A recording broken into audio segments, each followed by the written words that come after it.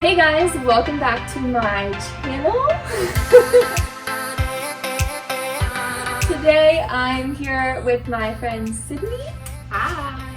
Hey Sid. What's up? Thanks for being here. She's in the same quarter that I am, and I brought her on today because she is a powerhouse of a woman and soon to be chiropractor, and she has been planning what she's doing after, which is amazing because we still have 2.5 years, and like she's already thinking about all those things. So today we're going to talk about what are the options after chiropractic school. All right, so to start, you kind of have like 4 main ways you can go. The first one's going to be associate. So a lot of people who don't think things through really while they're in school, they end up just having to do associate because they didn't really have time to think about it. But there's also some amazing associateships. The second one is an independent contract, so that's kind of going to be like the middle between an associateship and opening up your own. The third one's opening up your own, which is a lot of work and you really have to plan things out ahead of time. And then fourth one is like just miscellaneous, and things that will fall under that category is going to be things like a chiropractor for a sports team, or like a chiropractor that subs in for other ones while they're on like maternity leave. So there's options like that. So where I'm at right now, I honestly have not put too much thought into like where I'm going and what I'm doing after practice, just because for me it's one, overwhelming, and two, like I got to chiropractic school and I didn't even like know what chiropractic was, so I was let alone just figuring that out and like what kind of chiropractor I'm gonna be.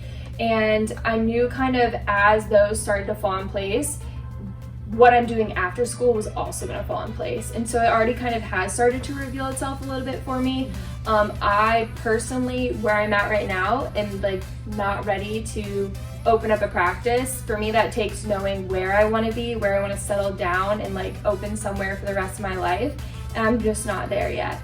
And so for me, my options right now, like I went through a phase where I thought I was going to renovate a school bus and travel the world and be a traveling chiropractor, which I still could totally do, and we'll see. But I'm kind of leaning more towards doing an associateship, or honestly, one of like our mentors, Lauren Kodak, she did this really cool thing where she would take over practices when some doctors were like on vacation or sick or whatever, and she'd go travel around the country and sub in for them. So I think that's really cool that there's like so many different options, and right now I'm just kind of playing out and seeing where all of those could take me. And just to piggyback off what you were saying, a really cool opportunity with subbing into other offices is you almost get the associateship without having to like commit to a contract. So like you get to see like the vibes of an office and see like how you would want an office to be run before you're actually like in a contract with another office. Yeah. So that's a really cool opportunity. Yeah. And I think that the thing that appeals with me the most with associateship is it's kind of like an apprenticeship where you go through school, you learn all of your skills, but you're not really given the chance to like have a ton of hands-on experience. So for an associateship, it's kind of those like extra practices where like you get to have somebody who you hold in a high regard teach you and learn from them, while also getting to apply like all of your skills and acquire like a greater knowledge. Yeah. And associateships, they can be amazing opportunities. You just want to be strategic with how you go about it, and you want to make sure it's going to be an office that has similar ideals to how you would want to run an office. Because if you're working for someone and you don't agree with them, you're not going to be happy there long term. Yeah. But honestly, associateships, if you, especially like if you're a mom, that's such a good option because you don't have the stress of a business on the weekends. You get to leave and you don't have to think about the office once you leave. Right. Yeah. That's a huge plus. Huge. So we have associateship, independent contract. So that's a little bit different. So typically how that goes is a few chiropractors will like get together and they're like, okay, let's share this office space. So they split utilities and all that, and then they just have patients come to them. So it's like you kind of have your own office, but it's in the same building, and a lot of the times there'll be contracts where they'll make certain rules on what hours each person's in. Like if it's going to be based off of sales or just off of utilities. So there's a lot of like contract working out with that. And those can all look very different. Yeah, because I know some people even will just rent out like spaces, like yoga studios or like massage places. They'll do just like bookings of like certain times for that location. Yeah, so those can look very different from each other. And independent contract's just a very broad term, but it's so different you can't really talk about it because it all depends on what the contract says. But yeah, that's pretty much that. Then there's open your own. So there's a few options that ride in between this. So there's companies like here we have 100% chiropractic. So it's like kind of like a franchise, if you will. So your practice is going to be called 100%. You're going to either pay them a portion of your sales or like a fixed amount each month, and they're going to give you all the marketing materials. They're going to give you all their systems and everything. It's just you're going to be the main doc, so you're still going to be like the manager. And then they have like conferences where they'll like come together and stuff like that. So that's, if you want to open up your own and maybe you're not completely sure if you're ready, I feel like that is a good option. The only downside to that, if that isn't something you would want long term, you need to think of it in ways like that too. The second option is you can just open your own with a coaching group. So the really cool thing about chiropractic is there's a ton of coaching groups. It's almost like overwhelming. And a lot of them are like just like one coach, or like they're like a big group. Like what we have is like there's a group called Amped, and it's like probably thousands of chiropractors. I don't want to butcher it though. And they come together for these seminars.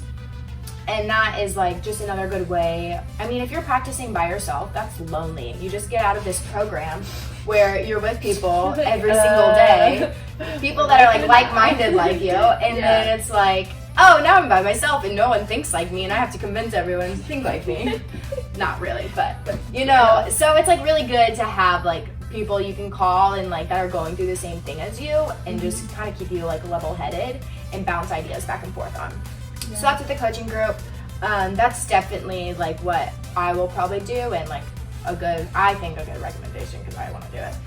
And then some people, some people will open up just completely by themselves. They think some people will have like a business degree and they're like, I know how to do this, you know, it's gonna work, and props to them, but I know I couldn't do that. Yeah. Because I don't know anything about business. I'm reading one book at a time. And still the books don't even help. So those are kind of options. And then like the miscellaneous category, it was a lot of what Courtney was talking about. You said traveling. Traveling. I haven't looked too much about that. Yeah, there's like a lot of different, like literally anything you could think of. Like I know I talked to one guy and he was like, yeah, I really like music, so I'm just gonna go travel around and go to like concerts and adjust like the musicians. Like so you can do like whatever you want. I was gonna jump back to the opening your own business. Like the business aspect in school, we honestly like don't learn a lot. It's more or less like you have to be out there and experience it yourself, and like that's how you learn.